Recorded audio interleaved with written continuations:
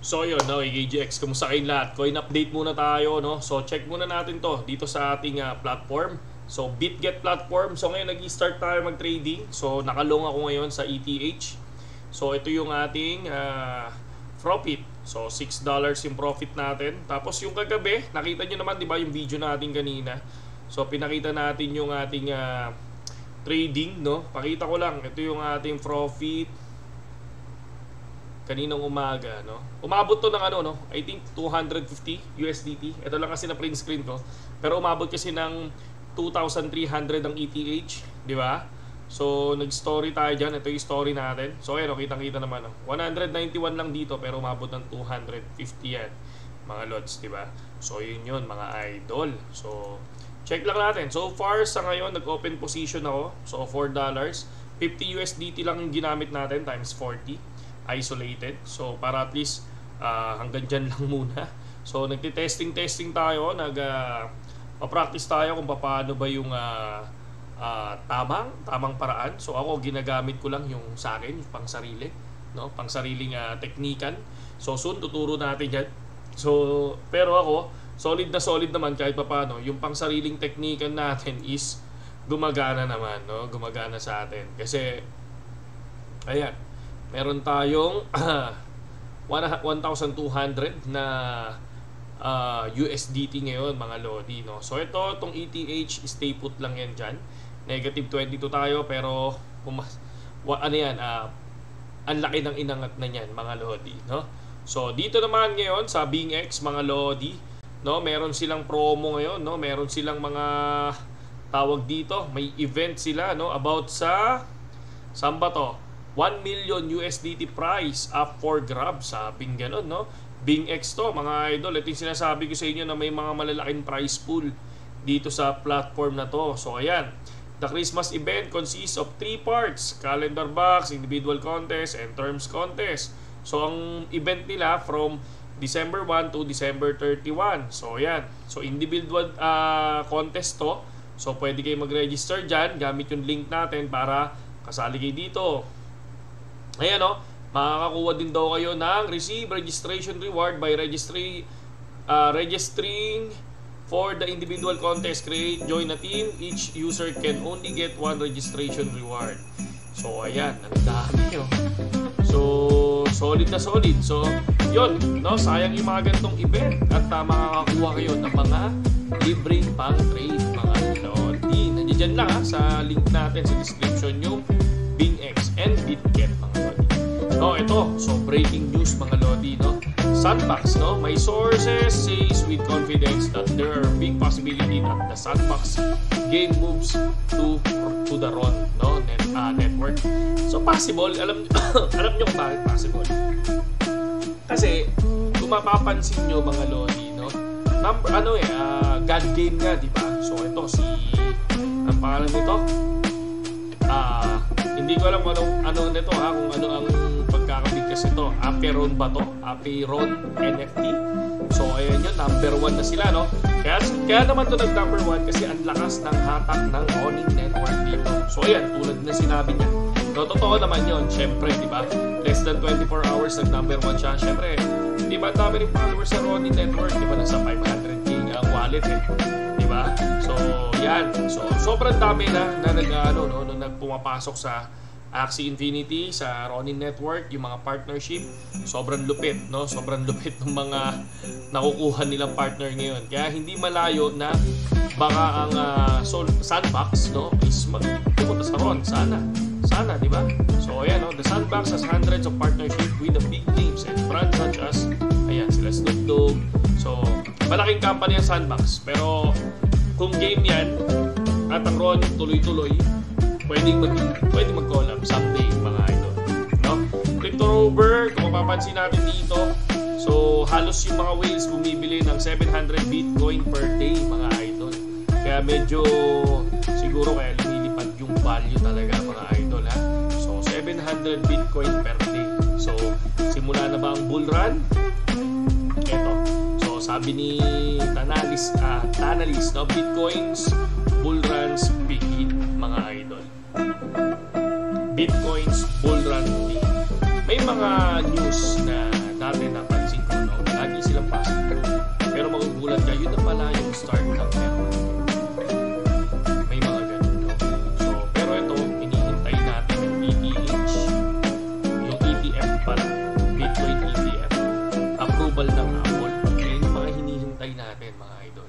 And then kung titingnan nyo, trending pa rin ang Bitcoin sa paglipad. BlackRock, SHIB, lumipad ang SHIB mga idol, no? And syempre, kung ako yung tatanungin ninyo, meron Dogecoin. No, kung papansin nyo ang Dogecoin, napaka-mura ng Dogecoin, no? Hindi pa ito lumipad ng sobrang lupit. Isa pa. Hindi ko sinasabing mag-invest, ha? Pero syempre, yan, 5.9 na mga idol. No, bumili tayo niyan, 3.14, diba? Sinabi ko sa inyo yan. Mga idol, alam niya yan, diba? Pero syempre ako, sabi ko nga, pagka nag-profit ako, ginagawa ko, nililipat ko siya sa Bitcoin. Diba? So yun, halos magawa na 100% na to mga idol. Halos magawa na 100% na ang Dogecoin. Kung bumili kayo niya nung nasa 3 pesos, 3.4, so nasa ano na kayo, 80%. Lumipad na yan. Diba? So yun, no? Laging ano lang, no? Sabi ko nga sa inyo, magbasa-basa lang para at least makita nyo kung paano yung nangyayari ngayon. Kasi hindi naman ano eh. Kumbaga, hindi basta-basta darating yung bull run, no? Ang daming pagdadaanan yan. Pwede pa bumagsak ng konti yan, naglilipad. Diba? Parang crossover. Diba? Akala mo bagsak na, yung pala biglang lilipad, mga idol. May mga ganun, diba? So, kaya dapat, lagi kayo nagbabasa-basa din, diba? Nagbabasa-basa kung ano yung mga dapat makita, diba? Kasi mamaya, kung kailang mataas, doon kayo pumasok. Ayan, kung kailang bull run, doon kayo pumasok. And then, wala na kayong gawin, diba? So, nawala na kagad yung kinabukayan nyo, mga idol. Diba? Kasi, ang daming pumasok ng bull run nun. Aminin ko sa inyo, ha? Isa ako sa nakakita ng 5 minutes lang, i-post mo lang yung action mo, bili agad. Isa ako sa nakakita ng ganun. Isa rin ako sa nakakita na sobrang bilis sila nag-invest, sobrang bilis din mag-post. Isa rin ako sa nakakita ng dahil naniwala sila sa bull market noong time na yun, na kahit na lilipad pa ang Bitcoin, nag-invest sila. At sa gulat sila, bear market na pala, pa-bear market na. Kung kailan bumabagsak, hindi sila nagbebenta, no, walang cut loss hanggang sa umilalim. Pero kung nakasurvive sila at hindi nila ibinenta yung mga binili nila coin noon, siguro ngayon pa-survive na sila. No? Kaya dapat nagsisimula talaga lahat sa bear market. Diba? Kung kayo matagal na sa channel natin, sabi ko sa inyo, yan eh. Kumbaga, kung naniwala kayo naman, ang pinagpipilian nyo na lang ngayon mga idol, ano eh, bawi o panalo. Diba? Kung ngayon ka mag-i-invest, dalawa pinagpipilian mo, talo o panalo. Diba? So ngayon, bawi o panalo. Kung nag-invest ka noon, bawi o panalo. Ganun lang kasi. No? So yun lang sa ngayon, KGX. Paano ko lang sa inyo, ha? So ako, ginagawa ko, hindi ko lagi tinitingnan yan. No? Mayroon akong pinagkakabalahan. So, ano yung pinagkakabalahan natin? Pakita ko sa inyo. Para makita nyo rin, no? Kasi ako ito, nagsisikreto, hindi katulad ng mga nakikita nyo ibang influencer, ang daming sinisikreto sa buhay. So, ayan, no? Pakita ko lang sa inyo. Pakita ko sa inyo sa Dark Horse, ang aming Dark Horse. Ayan. Ang pinagkakabalahan natin, ayan. So, yung mini fish pan natin, pinapalinis na natin. Tapos, ito, papatayo natin yung medyo bahay natin dyan para dyan tayo titira soon. Tapos, ayan, sarap mamuhay ng ano eh. Meron ka lang isda dyan. Tapos, ayan, yung medyo side dito sa gilid is ano, maglalagay ka ng buko dyan na mesa, sarap kumain, diba? And then doon sa area na yun, panukan. So, tignan natin kung ano yung hindi pagsabo. Free-range chicken, mga pang-benta-benta, diba? So, yun mga idol, KGX. At ang payo ko lang sa inyo, no? Payo ko lang. Sa mga makakapanood ng video na to, ewan ko lang kung tama o pa kasi alam nyo mga idol, no? Huwag kayo sumama sa mga marites. Marites, ano yan? Kumbaga walang ibang ginagawa yan kundi siraan lang ang tao. Pag-usapan yung mga nasa tabi nila, nasa paligid nila, no? Sa mga may buhay na may buhay, no? Ako sa inyo, ang samahan nyo, yung kapag nag-isip mga idol, yung paano umalit, ano ba yung dapat kong gawin para kumita? Yung mga ganun, di ba? Tapos yung pumapalakpak sa successful ng iba. Yan. So ayun yun. Tapos yung ginagawang inspirasyon yung mga taong kaibigan kaibigan nilang umangat sa buhay. Diba? So, ganun. So, sumama kayo dun sa taong hinihila kayo mataas. No? Ang tunay na kaibigan, mga idol, once na may kaaway kayo, at sinabi nyo sa kaibigan nyo, tapos kinampihan ka agad kayo. Para sa akin, hindi ka agad ang tunay na kaibigan. Ang tunay na kaibigan, nagpapalit. No? Nagpapalit. Lagi nyo tatandaan yun. Lahat ng mga biglang nagko-comment sa harapan nyo. No?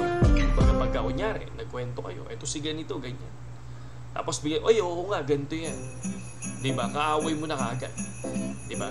So, kung kaaway mo na, kung kaaway mo, tapos biglang kaaway niya kagad, yung parang hindi kagad tumitingin doon sa dalawang istorya. Diba? Doon sa tumitingin kagad sila sa isang istorya. So, mali yun, mga idol. No? Iwasan nyo yung mga ganun tao. No, ako, tulad ako, no, sabi ko nga sa inyo, pag nag-focus ako sa isang bagay, yun yung parang doon ako gumagaling sa pag pinocus ko siya. So parang ito, nagsisimula ako, tagal yun na ako milala. Pero ngayon pa lang ako nagsisimula sa future trading. Hindi nyo ako nakikita nag-future, mga lodi. So pero ngayon, nakikita nyo ako nag-future trading, nagpa-practice na ngayon. No? So far naman, ang ganda naman na itong kinalabasan. Ito, katulad nito, 11 USDT. Nag-uusap lang tayo nung nakaraan. Yung kanina, nasa 5 pa yun. So, ayan, titignan lang natin. Kunyari, umabot ng 20 USDT yan kasi naka times 40 tayo ngayon. So, yung nakaraan, yung kagabi, medyo tinopak lang ako dito eh. So, kung makikita nyo kagabi, yung ating leverage, so 75, no? Pero nakakuha tayo ng 250, diba? So yun lang sa ngayon, AGX at ayan, ang Dogecoin, ADA, diba? Ayan yung mga token natin, ayaw nyo kasi maniwala, diba? Ayaw nyo kasi maniwala, mga lodi, no? ADA, Dogecoin, kaya ayan, sa ngayon, AGX, mabuhay kayong lahat. Sa mga hindi pa nakapag-subscribe sa atin, mga idol, at gusto yung everyday news natin, mga idol, subscribe na.